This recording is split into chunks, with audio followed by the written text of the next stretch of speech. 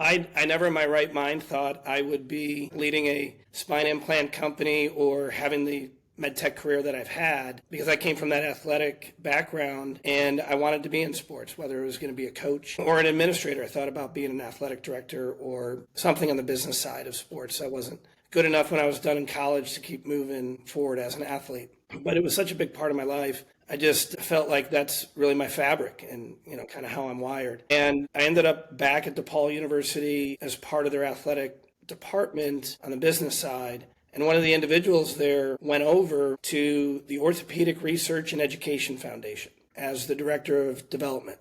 OREF is part of the academy. It's out in Rosemont, right next to the airport. And John asked me one day to come over and be one of his development officers. So for my entree into orthopedics was raising money from orthopedic surgeons and the orthopedic community.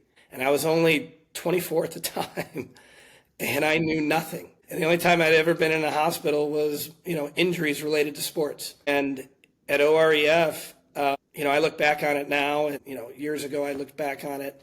The OREF board at that time you talk about the who's who foundationally of orthopedics. John Brown, Dane Miller, Richard Rothman, surgeons. It was made up of the board at OREF to raise money for those research projects that weren't funded by the government or other institutions. OREF raised a lot of money. In fact, I think at one time it was the largest private fundraising of any medical organization out there or arm. So it was a lot of annual money, and I got to learn and see and interact with the leaders inside of orthopedics and spine in all aspects.